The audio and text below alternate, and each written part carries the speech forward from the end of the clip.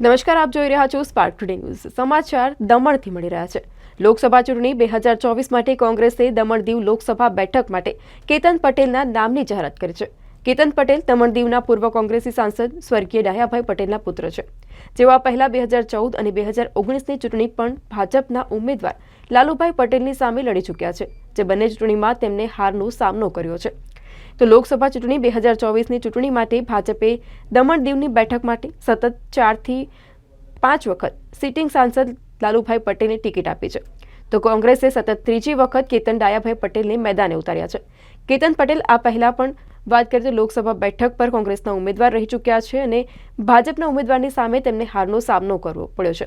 તો 2019માં ફરી કોંગ્રેસે દમણ દીવ લોકસભા બેઠક માટે કેતન પટેલને ટિકિટ આપી હતી. ત્રીજા ઉમેદવાર અપક્ષ ઉમેદવાર હતા. ઉમેશ પટેલ નામના અપક્ષ ઉમેદવારને 19,939 મત મળ્યા હતા. આ ચૂંટણી જંગમાં ભાજપના લાલુભાઈ પટેલ 9,942 મતની લીડથી વિજય થયા હતા. ઘણા બધા મુદ્દાઓ છે અને મુદ્દાઓ નો ટોપલો ભરેલો છે. આજે એક મુદ્દાની વાત કરું તો બેરોજગારી. ભારતીય જનતા પાર્ટીએ અમારા યુવાઓને બેરોજગાર કરી નાખ્યા છે. આજે અમારા યુવાઓને કોઈને સરકારી નોકરી મળતી નથી. દીવના યુવાઓની હું વાત કરું તો દીવમાં માત્ર ને માત્ર ફિશિંગ એ જ વ્યવસાય છે. અમારા યુવાઓ 80% યુવાઓ સરકારી નોકરીમાં ભરતી થતા હતા. સી અને ડી ગ્રુપ ડોમિસાઇલ જે કોંગ્રેસ પાર્ટીની દેન હતી અને કોંગ્રેસ પાર્ટીએ સી અને ડી ગ્રુપ ડોમિસાઇલ ફરજિયાત કર્યું હતું. શા માટે? કે અમારા યુવાઓ લોકલ લાગે. પરંતુ આ ડોમિસાઇલને નેસ્તનાબૂદ કરી દેવામાં આવ્યું.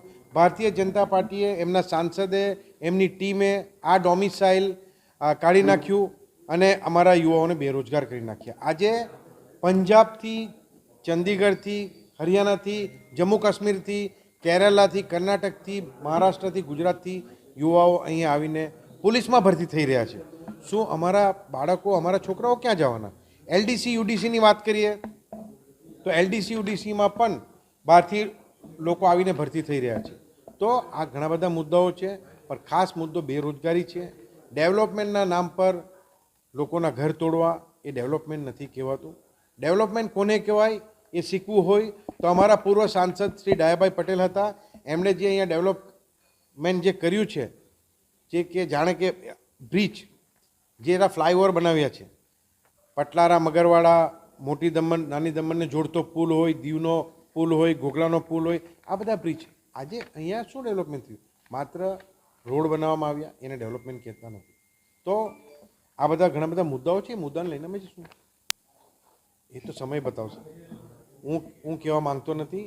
લોકો, મતદાતાઓ એમને જવાબ આપશે. લોકોને તમે ડરાવશો, લોકોને ઘરની બહાર, લોકોને ઘર બહાર વગરના કરશો તો લોકો એમને જવાબ આપશે. મોટી મોટી વાતો કરે છે.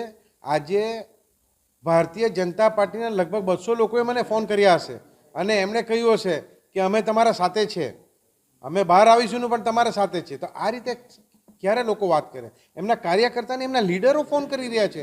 એમના લીડરો ફોન કરીને મને કહી રહ્યા છે.